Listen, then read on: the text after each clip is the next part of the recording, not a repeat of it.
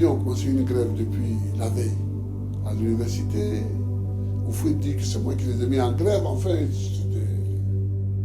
c'est Zézé Barouin, qui était à l'époque chef d'état-major. Il était BT.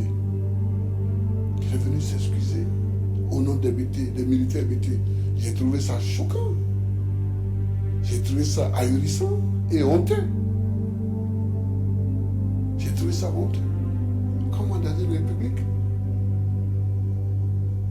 quelqu'un qui est chef d'une institution républicaine peut-il se lever et parler au nom d'une ethnie?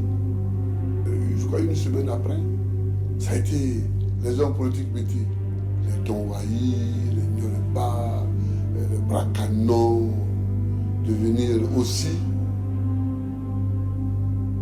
réciter un acte d'allégeance à Oufoué en disant que eux, responsables BT, mais j'ai eu la même révolution. Il faut qu'on en finisse avec la philosophie des pères fondateurs.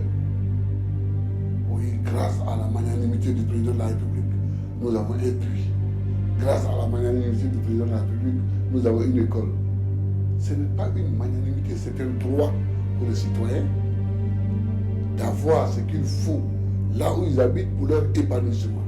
Il faut leur donner le pouvoir de se doter de toutes les infrastructures dont ils ont besoin. Monsieur Laurent Gbagbo, qu'est-ce qu'ils font de la différence de votre politique avec le PDC et RDA? À grands traits dans le secteur politique, si nous voulons rester dans ce secteur-là, que j'ai très souvent l'impression que nous avons repris la lutte là où le RDA l'a laissé en 1951. Vous savez, j'ai lu beaucoup les documents d'archives. Par mon métier, mais aussi par l'intérêt que je porte à la vie politique de ce pays.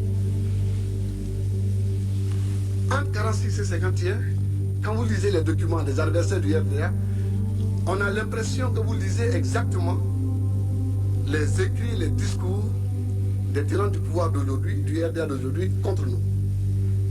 Le RDA est un parti violent, le RDA est un parti de casseurs, le RDA est un parti illégitimiste, le RDA crée des tribunaux parallèles dans le village, bat en brèche le pouvoir, de tout pouvoir, etc. Donc sur ce point-là, je pense que dès l'instant où, dans une période où les gens se sentent opprimés, quand apparaît une force nouvelle qui veut le changement, on a vis-à-vis de cette force nouvelle les mêmes critiques. Donc vraiment, nous nous retrouvons en plein accord avec le RDA de 1946 à 1951. Nous divergeons à partir de là.